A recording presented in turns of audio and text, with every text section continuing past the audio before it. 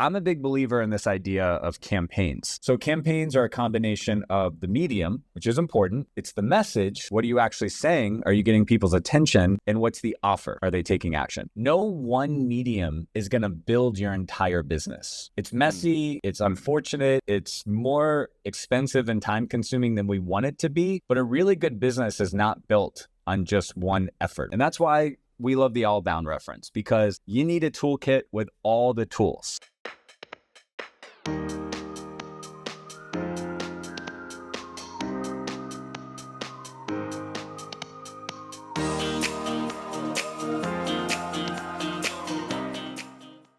All right. Well, I am joined today by my good friend, Jeremy Pound, RentScale, coming to us live from his beautiful studio in Florida. Jeremy, how are you doing, man?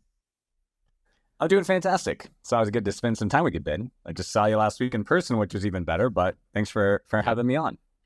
Yeah, that's right. Well, I'm jealous of your setup. I mean, Discover, we've got a nice setup there in Houston. I'm in Raleigh, but your whole house is slowly turning into one giant office, it sounds like. I think this is the way to do business in 2023 and beyond. I mean, just, content is king. And obviously, we got a lot of strong opinions to share, and we got a lot of great client stories to share. So excited to basically repurpose my formal dining room, which, let's just be honest, I've been in this house maybe 7 years, Ben. Probably had 3 meals in here, 3 of which were probably on Thanksgiving. But I'm in South Florida, so I also have a wonderful table outside, which, we can do that. So I was kind of chuckling about what to do with this dining room. And so lo and behold, we have a studio with multiple cameras that we run shows out of. It's a lot of fun. That's fantastic, man. I love it. Well, we're going to get into some of that content that you're putting out. I think most of our listeners probably are familiar with you, Jeremy, and familiar with RentScale, but there might be some that aren't. So I'd love to just start by getting a little background on you and how you got into the industry and how RentScale came about. So share that with us. Yeah, quick version is RentScale is the largest and the leading sales coaching and consulting company just for residential property managers. That's all we work with.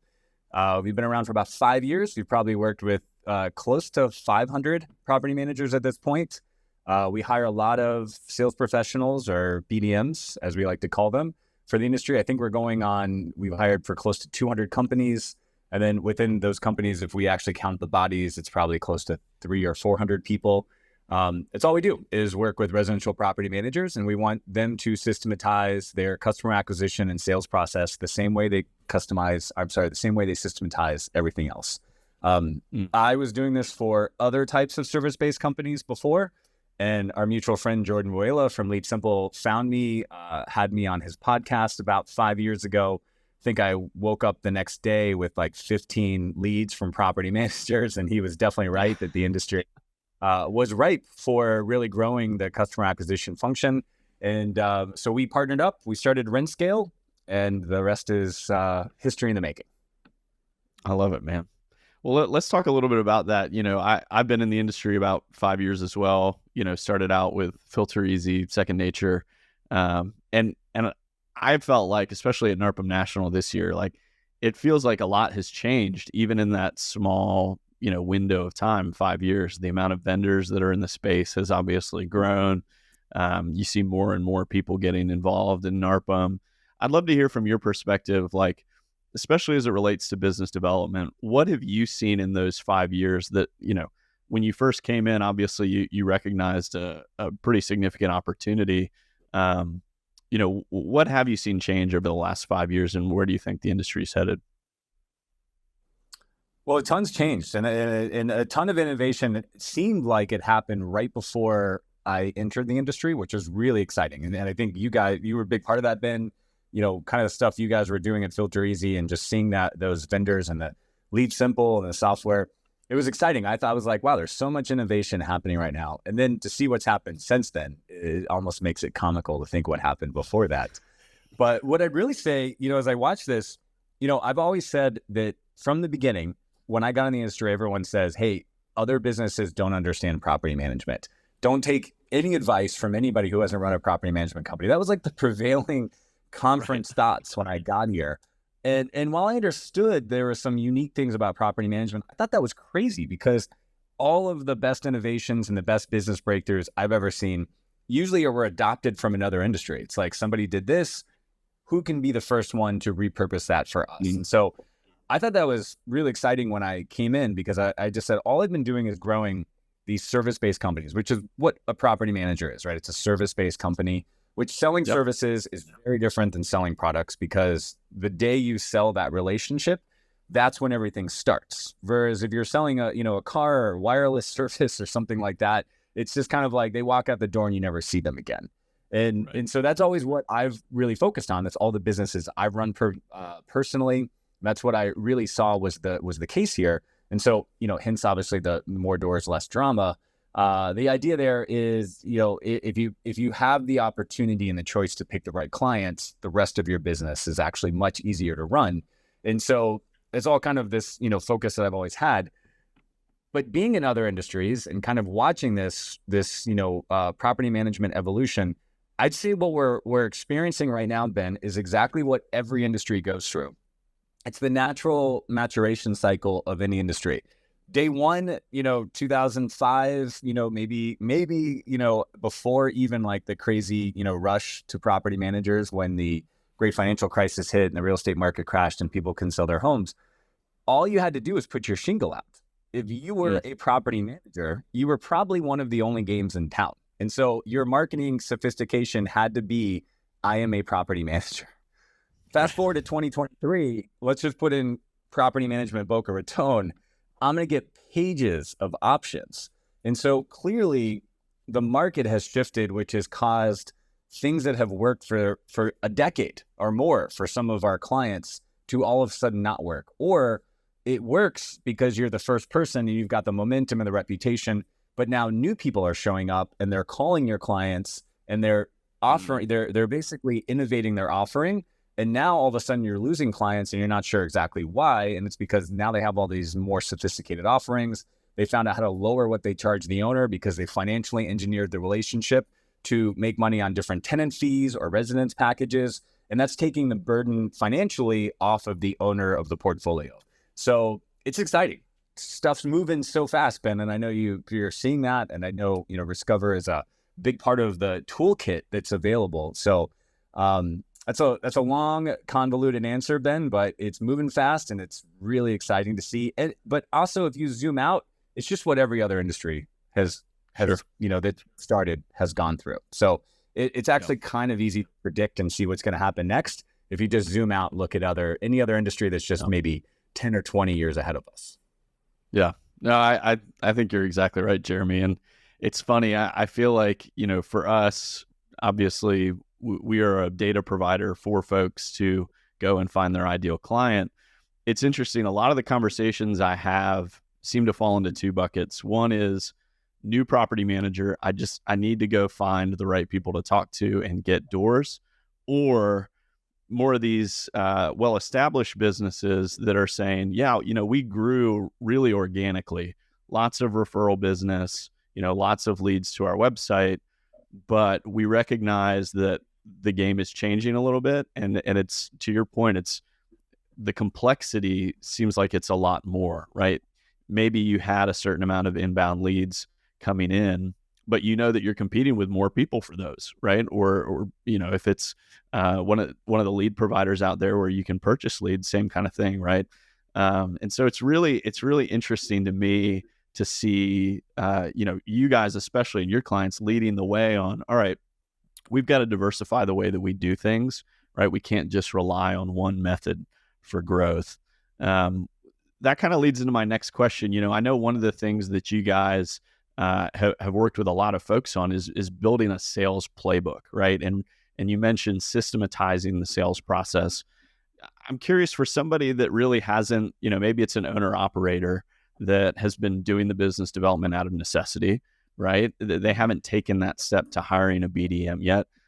How do you recommend somebody start to think about this, whether it's, in sales playbook language or the systemization language? Talk a little bit about that, because I know that there's a lot of folks out there that are thinking about this and kind of like, I don't really know where to start.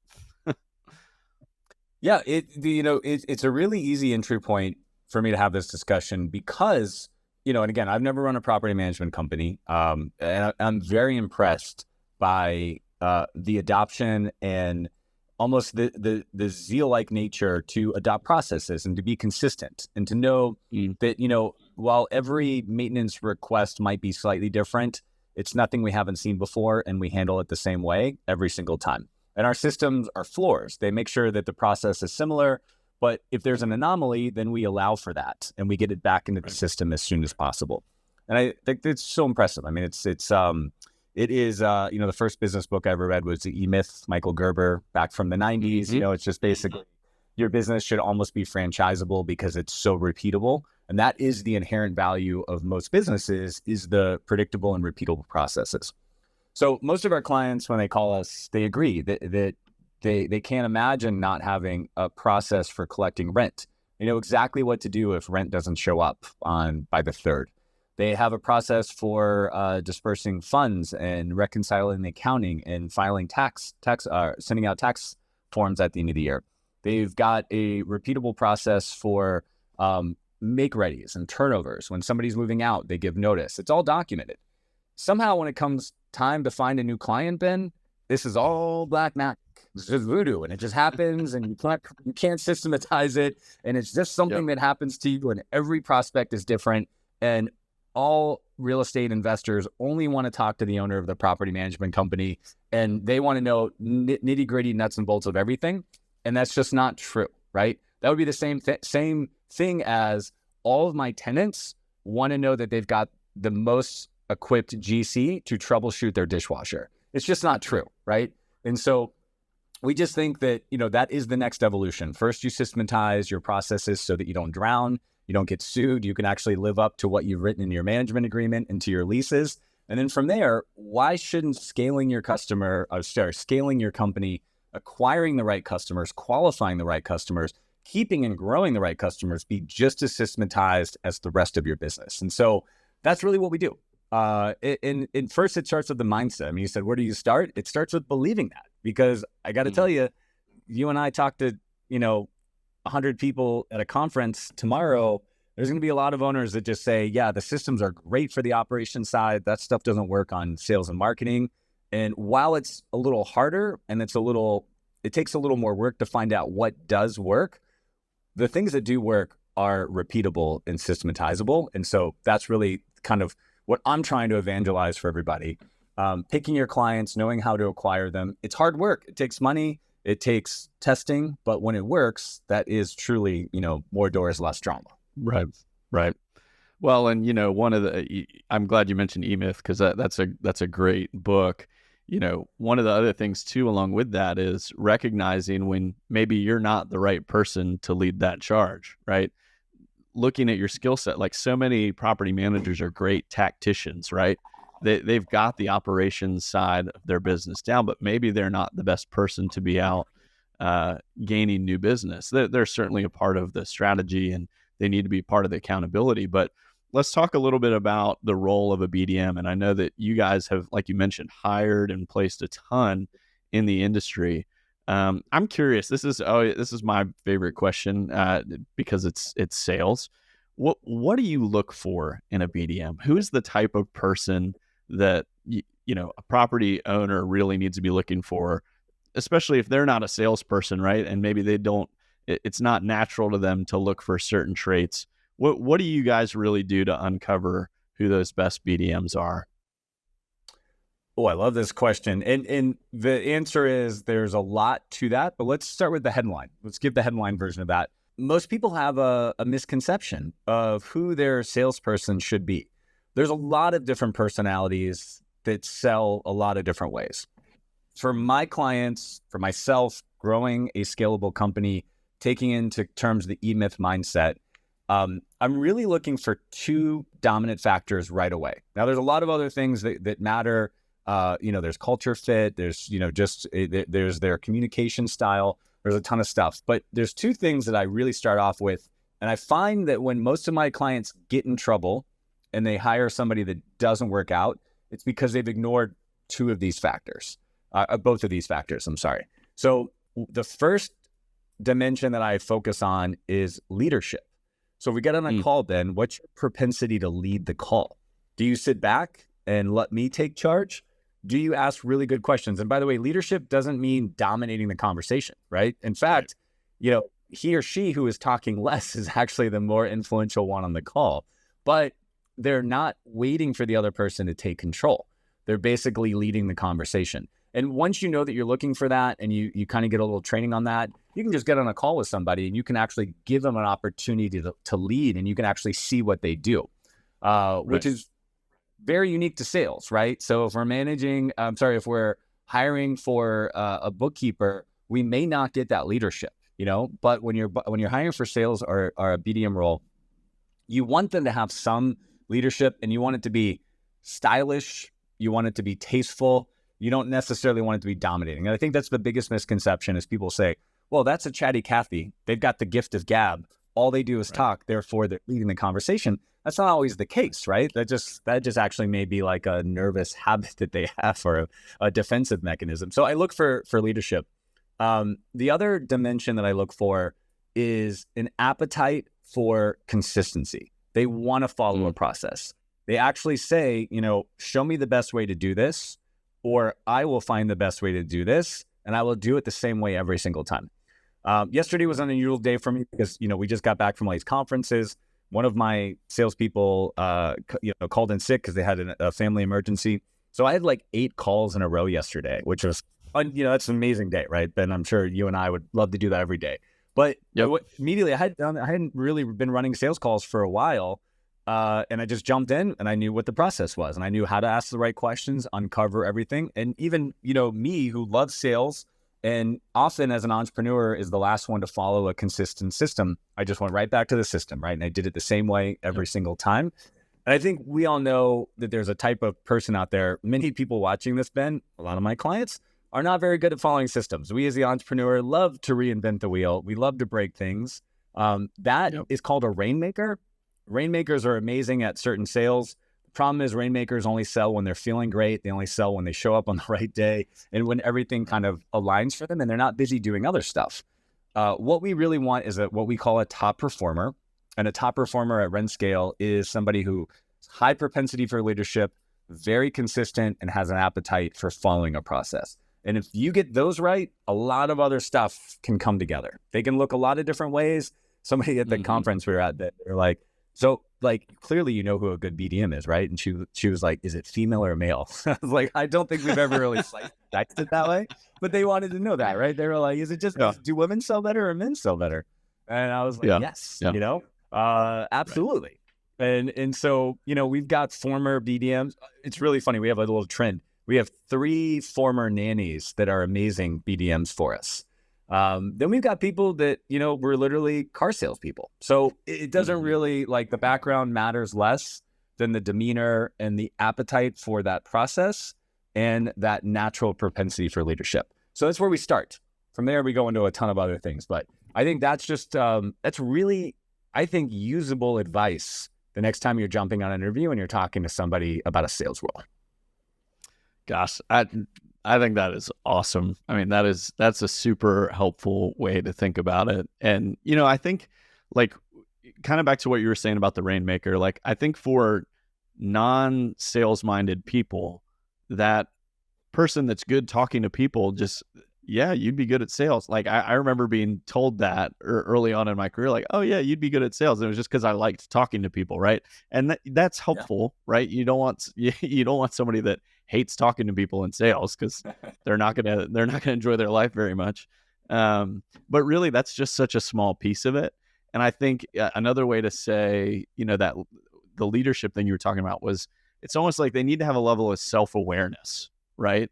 That hey, when you're talking to someone, dominating the conversation and just, sales vomiting all over this person is not necessarily what it means to lead a conversation. In fact, most of the time, I think we both agree, it means asking really good questions too.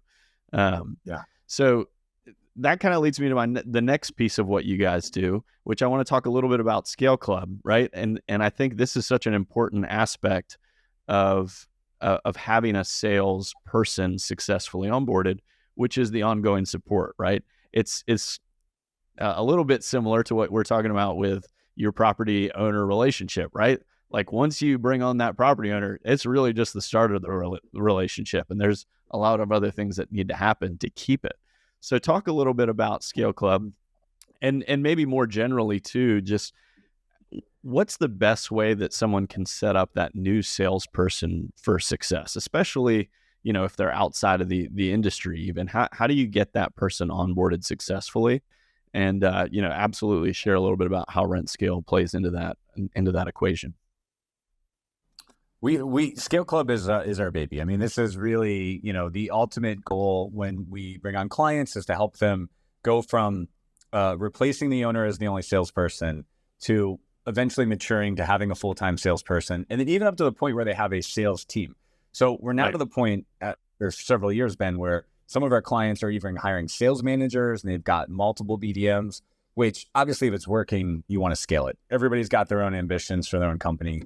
But what going back to the beginning of the call, when I talk about what I've taken away from other industries and, you know, where the good ideas are from, there's a lot of industries that are just very advanced at developing salespeople.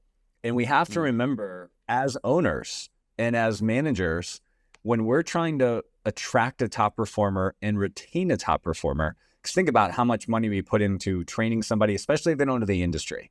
I mean, let's just not beat around the bush, Ben. Like getting somebody into this industry and teaching them about our management agreement and fair housing and our lease agreements and our maintenance policies and what the heck an owner's reserve is, and then getting into the language of real estate investing, which is something, you know, that is also important to teach them to speak the language. There's so much money that goes into getting this person up to the point where they're being productive. And there's some great stats. I think it's from HubSpot, where they basically showed this anomaly or this paradox that it takes an average salesperson about 2 years to really hit their stride, right? In any new industry, they now have a customer list, they know the language, they know the market, they're really in their groove. But the average salesperson only lasts about 18 months. So it's obviously, you know, a crime, you know, like it's like, okay, as a business owner, it's going to take me 2 years to really get this person running at full sprint, but they might only last 18 months.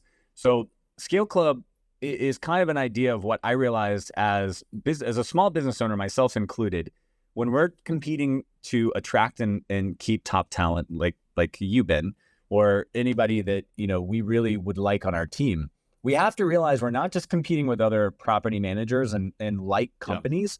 Yeah. We're also competing with these giant behemoths that have sales trainers coming in, and they have communities where the sales team are competing on a scoreboard and everybody wants to be on the top of the board. We have the President's Club, you know, where we've all heard of the President's Club. I don't actually know any companies that have the President's Club. You know what I mean? But we take the top 10% of our sales team and we take them to Hawaii and we shower them, right? And we do all these amazing things for the best people. We just have to remember that we're competing with them. And so obviously compensation matters. Community is more important than I think anybody can realize. And progress as a human being on a career path, knowing that you're getting better and that you are getting support and you're becoming better at your craft is immensely important for job satisfaction. So we created Scale Club to, for lack of a better word, kind of crowdsource that sales management, that vibe that you get when you go work at a larger company where you're going to have a community of other salespeople. To take the extreme of that, the first year in the business, Ben, it's a great story. One of our clients, we love them. They had a BDM and it was their first BDM, and they've been around for years, and they had an office with a culture full of property managers, and they did their business. And when the phone rang, it was usually a problem, right? And dealing with clients or tenants usually meant something was wrong. Then you drop in a BDM who can't wait for the phone to ring, who's walking around the office high-fiving everybody every time they close a deal, right? And then the property managers are like, great, more work for me, you know? And so it's like, talk about a clash of culture. And so they actually asked their BDM to stop coming into the office every day. They've since remedied that, but it was just an absolute disruption. So I only say that to say, realize that if you're a lone business development person in an operationally based company, you're going to feel a little isolated. You're going to feel like the black sheep.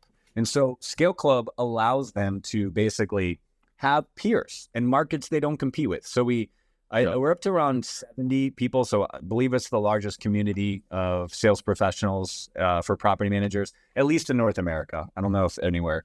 And we drop them into smaller cohorts, and they get together and we hold them accountable on a weekly basis. We're constantly training them. The last Friday of every month, we're teaching them some new skills. We do quarterly forecasts. So we basically allow, which we all are, these tiny businesses. Let's just be honest. We're all these very, I know Discover, RentScale, our clients.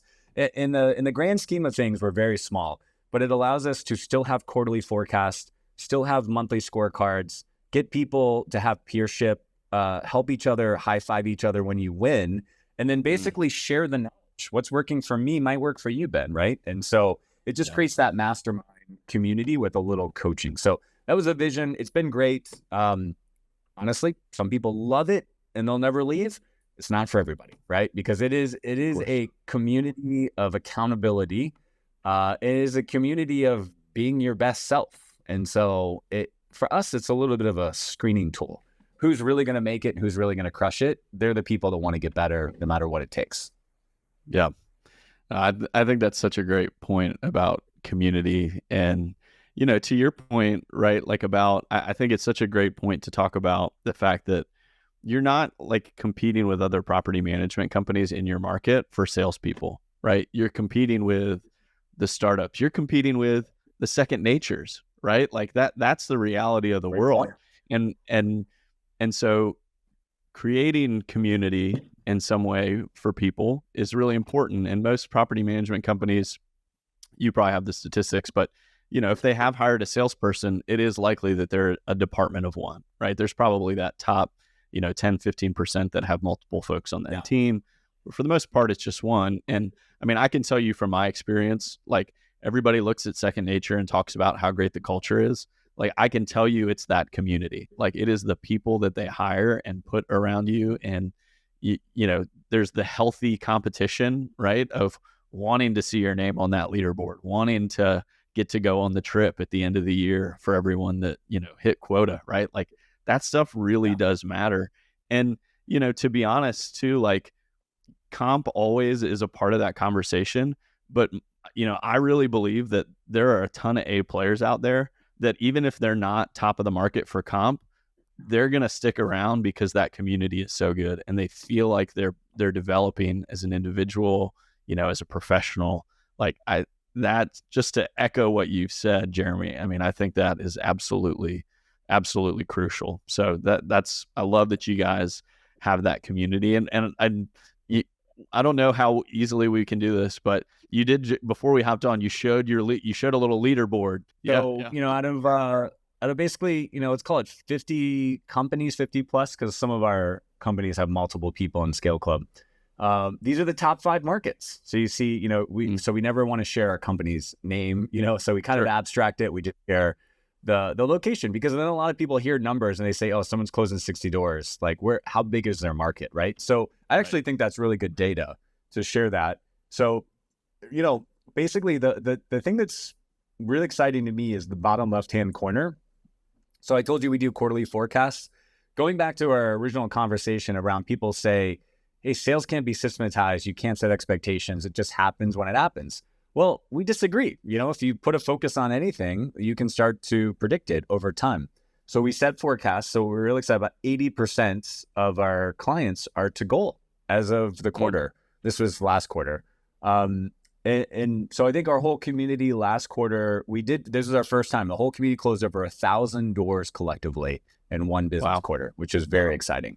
So anyone who says it's too competitive, the market's drying up, I mean, 50 companies collectively closed around 1,000 doors. It's pretty exciting, right? Yeah. So average doors added, I break it down because, when I say our top members, you got to think a lot of these people, they're on month 1 when they join, right? So some of these people have been in their role for 4 years, 5 years. Some of these people have just started. So I like to break it into upper 50 percentile, lower 50 percentile. because of that, right? Specifically because of that idea.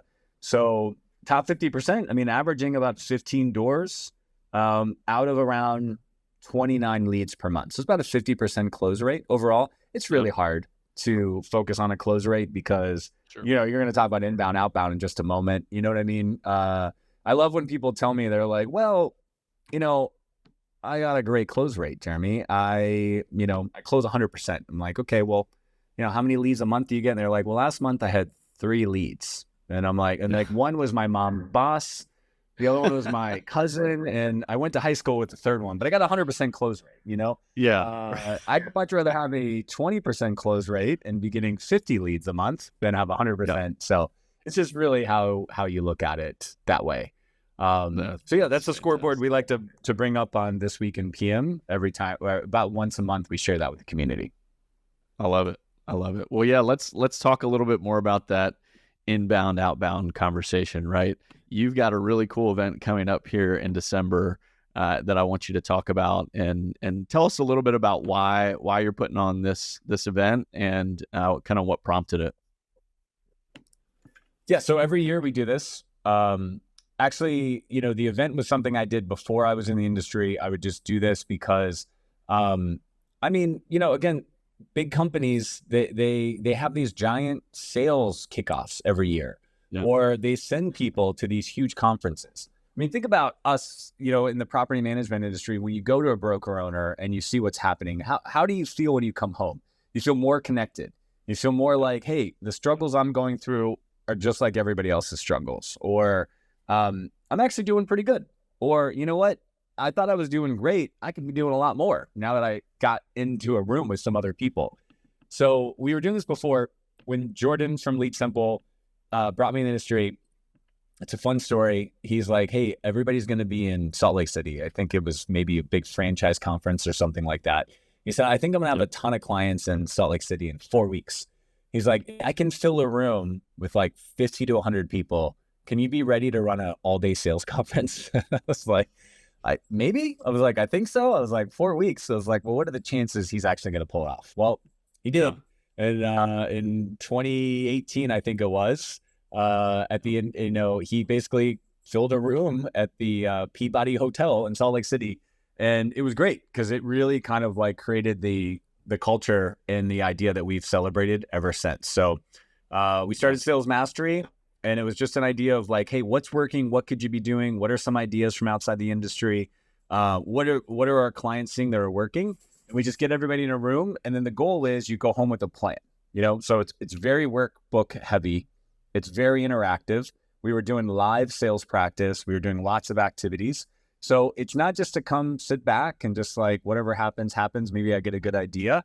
It's really like leave you with a plan. Like, what did you learn today? What are you committing to? Who did you meet? How has your perspective changed? And so that's always the vision for it. And so I think we're having our 6th one this year.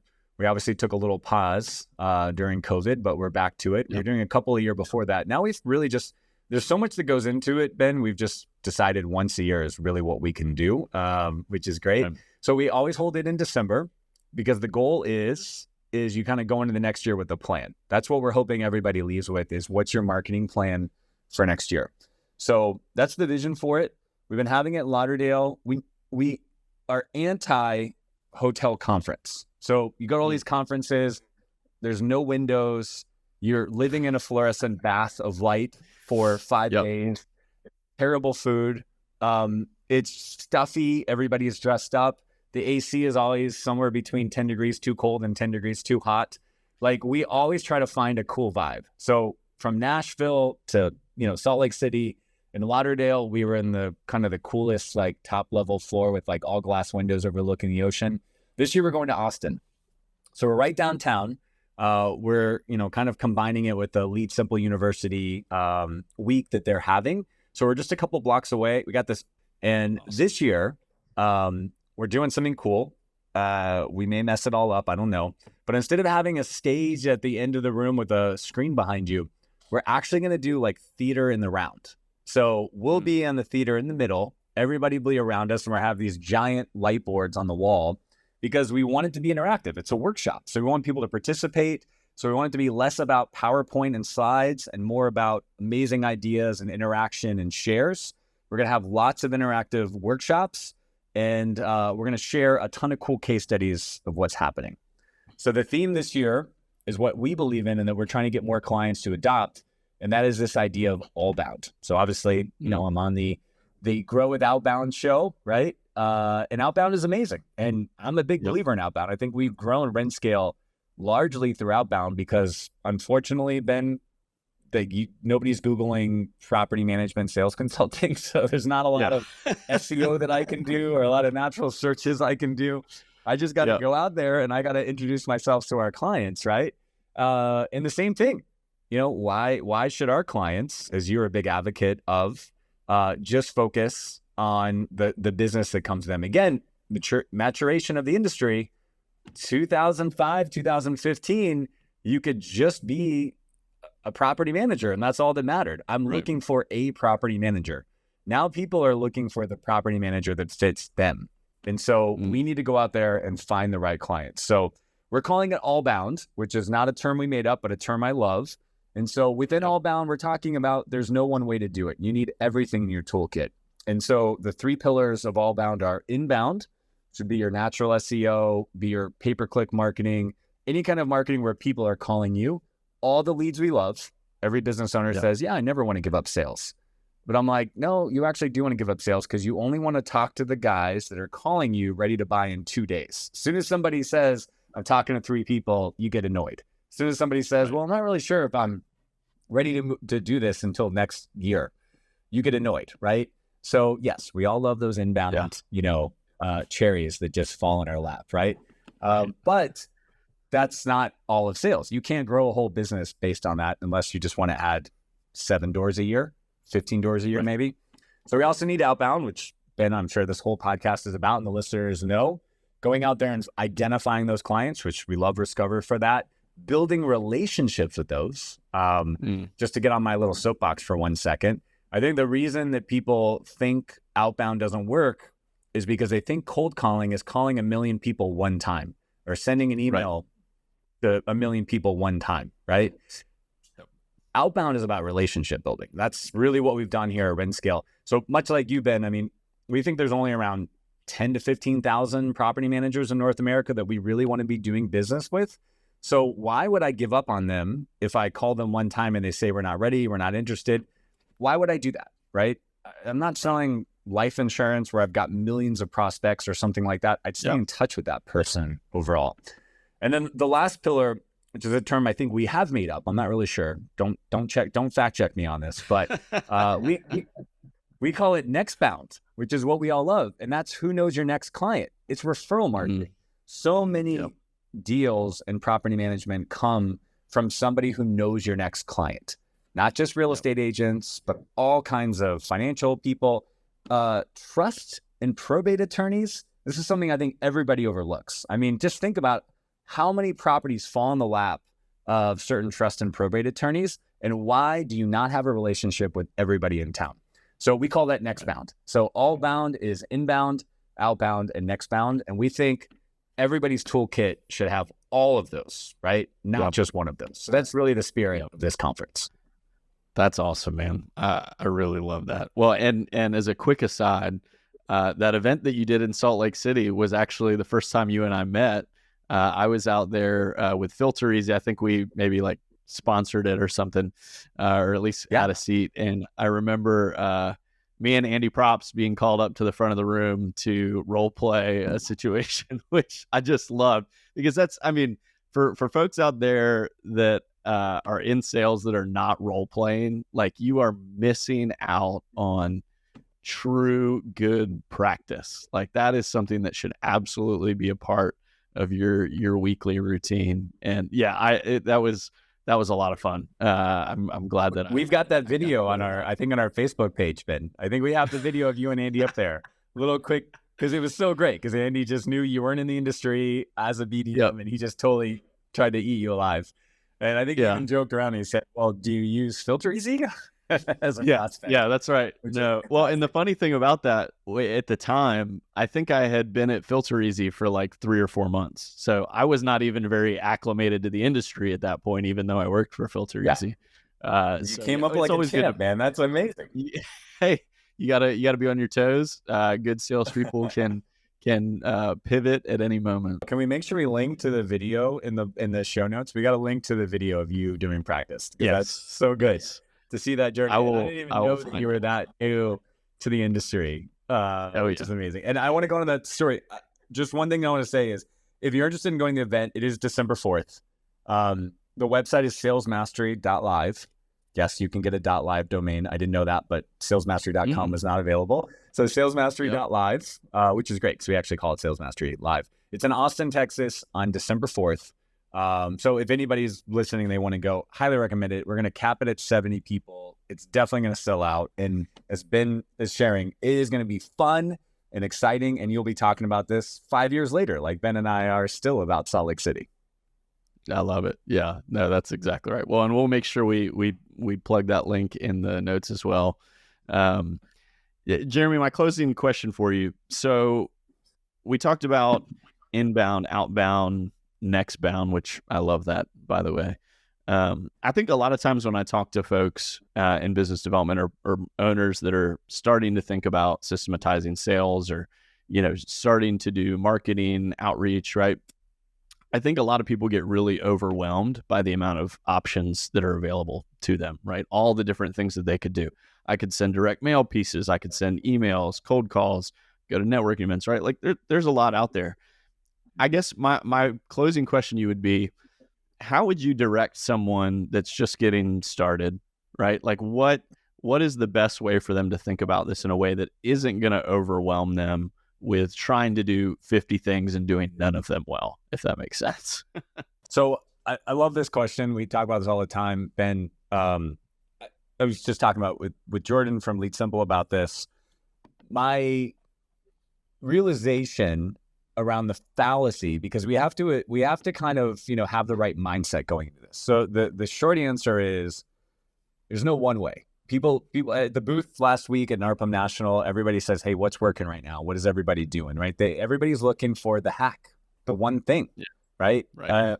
And that's the medium. It's usually the medium. People are like, "Oh, yeah, SEO is working really well for me." That's a medium. Maybe pay-per-click's working really well. Hey, I'm doing a lot of social media. That's a medium. But, if we put 5 people in a room and we said, go do social media, they do it 5 different ways, right? Some of them Right. would work. A lot of them wouldn't work. So I'm a big believer in this idea of campaigns.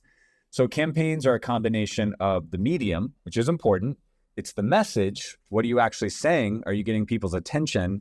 And what's the offer? Are they taking action? And obviously, we've talked a little bit about this, Ben, when we talk about Discover, getting direct mail, that's the medium. I mean, that's not all Discover does, right? But if I want to build a campaign and I want to find, 50 investors in my town that have 10 or more properties and I want to stay in touch with, fantastic. That list is gold. It's the medium. It works.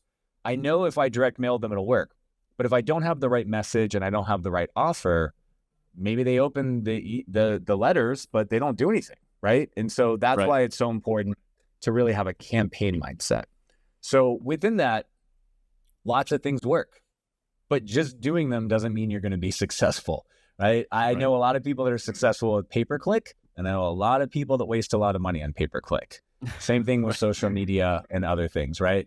So just doing it is not enough. It's actually got to be the right campaign.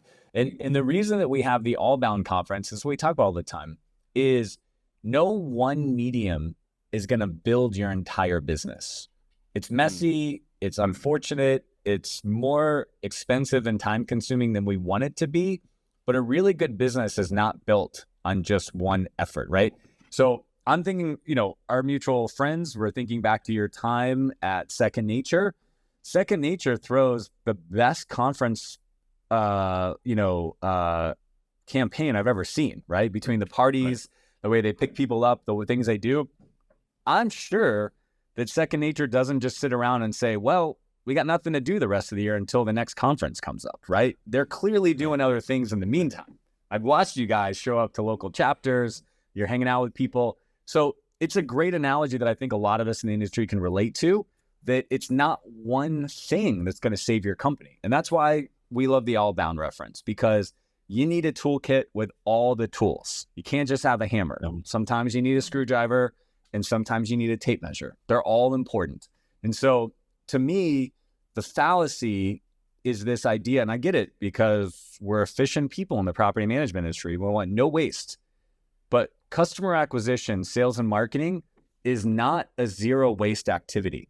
The reason that people love the pay for lead is because they're like, I don't want to figure it out. I just want to know I'm spending $250 to talk to somebody. That's almost a zero waste activity. It just doesn't work, right? There's always going to be waste in marketing and sales.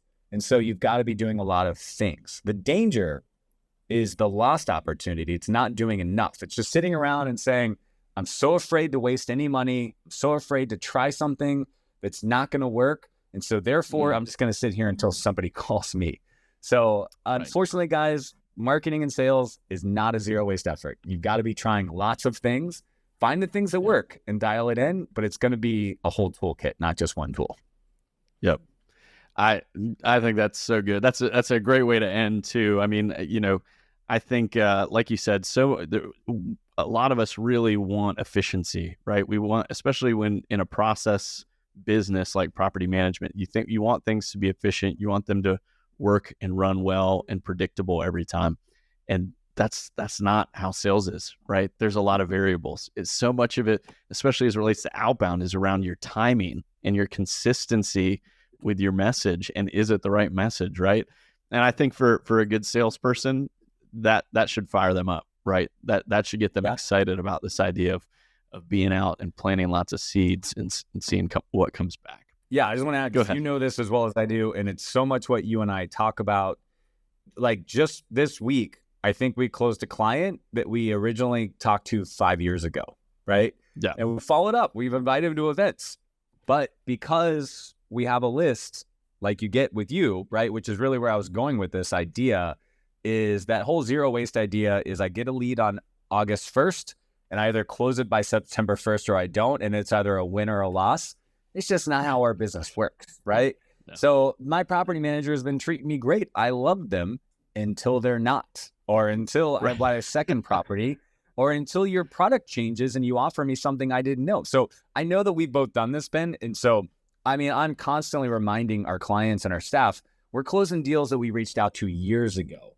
That's the business we're in, both in property management and you and I in Discover and RentScale. So that's really the takeaway I want them to take is build that list, stick with that list, and the gold will show up.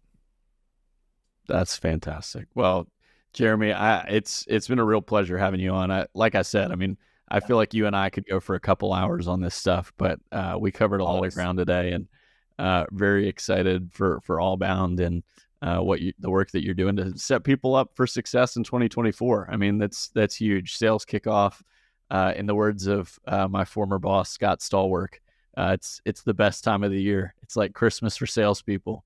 That's where you really get set up for the year ahead. I love that. Jeremy, thanks again, man. Appreciate your time, and look forward to chatting with you again soon. Thanks for having me, and I hope I see everybody in Austin.